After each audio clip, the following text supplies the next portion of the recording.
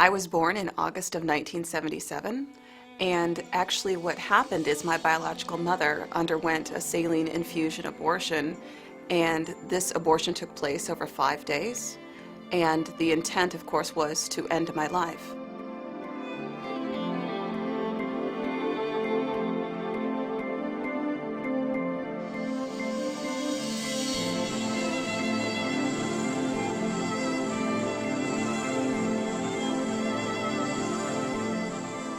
I was ultimately delivered in bed by a nurse on the 5th day of the abortion procedure, and I was believed to be dead, and actually I was left for dead along the bedside table as they tended to my biological mother. At the time that they were caring for her, they noticed that I started to make grunting noises and small movements, and the nursing staff stepped in and started to provide me with medical care that ultimately sustained my life.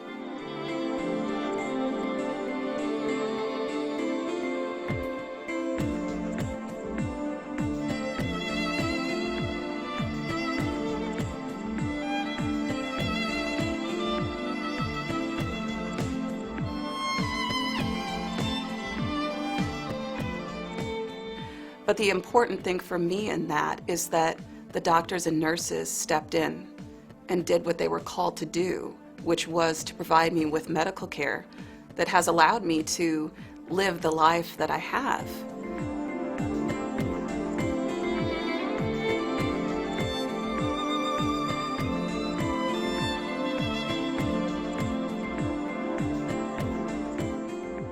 Sadly for me, in visiting Australia, I've learned that children aren't afforded that same opportunity. We know in Victoria there are children like me who are aborted each day and survive like I did, but none of them are alive to tell their story because all of them have been left to die.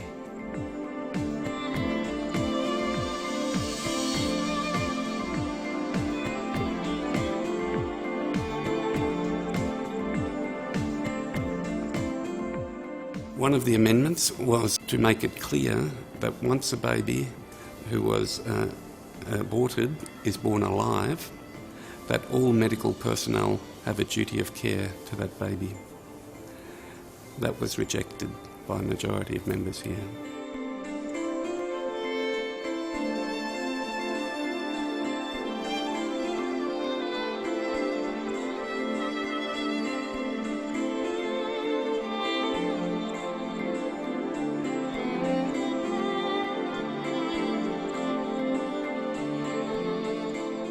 I think the Victorian public knew very little about what was going on in here and what law was actually passed in the end.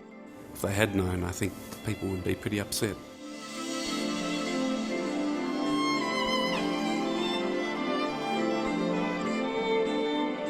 My view is that the bill will pass. There may be amendments. I imagine, of course, there'll be a variety of amendments. There may be amendments. I imagine, of course, there'll be a variety of amendments.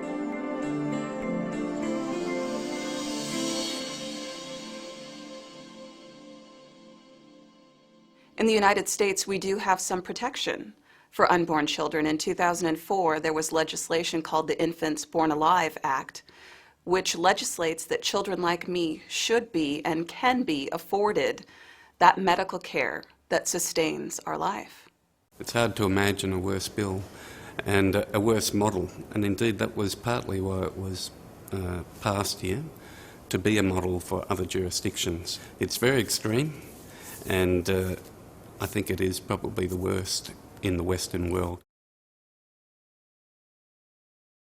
I think that for both major parties it was a conscience vote in theory, but several members of the ALP were told if you don't vote for this bill you will not get pre-selection again.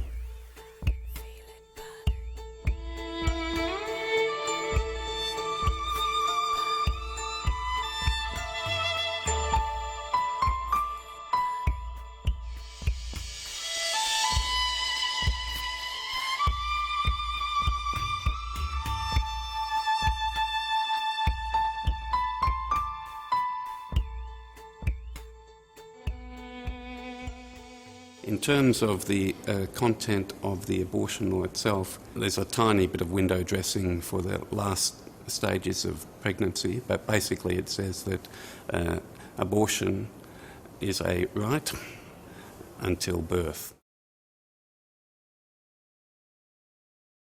Partial birth abortion, you probably know, involves turning the baby around in the womb, dragging the baby out generally with forceps at the feet until the baby's head is still in the birth canal, and then killing the baby before removing the head from the birth canal. At the last moment before birth, that is never in the medical interests of the mother, and a ban on that in the United States is in place. Its constitutionality has been upheld by the Supreme Court of the United States. And certainly in the United States, we have doctors. They have the ability to make a conscientious decision on whether they will perform an abortion or not. And I've met a number of doctors here in Australia who have talked about the fact that performing abortions and not providing children like me who survive with medical care doesn't fit with the Hippocratic Oath. The Act does remove the right to conscientious objection by doctors. Doctors under this Act are forced to be complicit in abortions, to refer for abortion, and even in so-called emergency situations to perform one. And that was achieved through a conscience vote. It is ironic that a conscience vote was used to remove the right to conscience of other people. And again, I think that's something that really sets Australia and the United States apart. In the United States, we have a strong and very large number of pregnancy support centers across the nation that are open regular hours, have fully staffed counselors and medical professionals. We very much run off of a medical model in the United States, complete with pregnancy testing, ultrasounds, obstetric care as needed. And that is something that I have not come across here in Australia. Certainly, I've heard that there are very few pregnancy support centers that have the ability to be open the kind of hours that they would like to be to stay on par with abortion clinics. We know that abortion clinics have the ability to convince someone pretty quickly about what choice they're going to make. I've heard many, many times here in Australia that as a woman calls up an abortion clinic, they'll say, "We have a very impartial person who's going to counsel you, please be present, but when you come, please bring a change of clothes, bring cash, and bring somebody with you who could drive you home in case you want to have the abortion." That really begs the question how impartial that counselor is when they're employed by the abortion clinic. There's scientific evidence that the fetus feels pain well before birth. What's at stake is this whole edifice of the inhumanity of the fetus. When you admit these people feel pain, then you have to think they're not just blobs or collections of cells. Under the National Health and Medical Research Council guidelines, anyone performing any experimentation on an animal fetus is required to assume that halfway through the normal gestation, that animal can feel pain and is required to give them pain relief. So what applies to a chick, a baby chick in the egg, the unborn human doesn't get that degree of consideration. And the majority of members here voted explicitly to deny them that consideration too.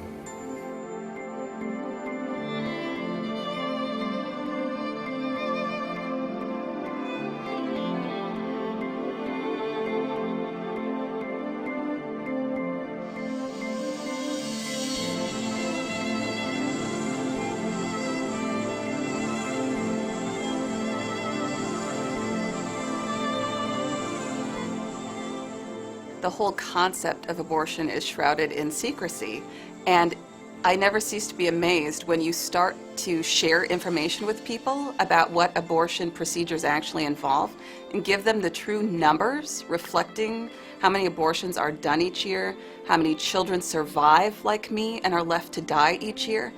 People are appalled by the truth.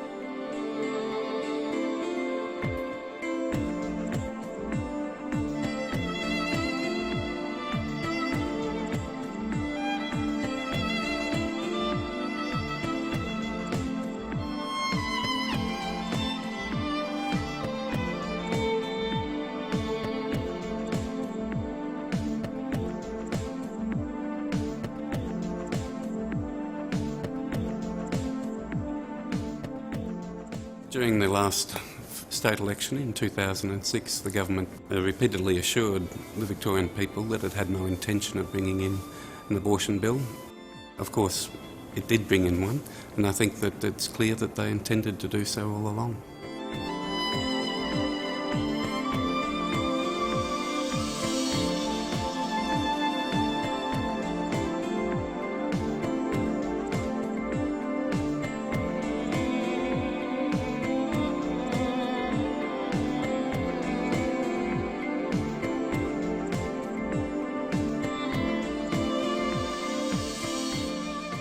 I think this Legislative Council is a great institution, not just for the beauty of its location, but wonderful traditions combined with democratic reforms, I think make it a great institution. But I think this abortion debate and the result of the abortion debate represents a failure of this institution, and a very profound one.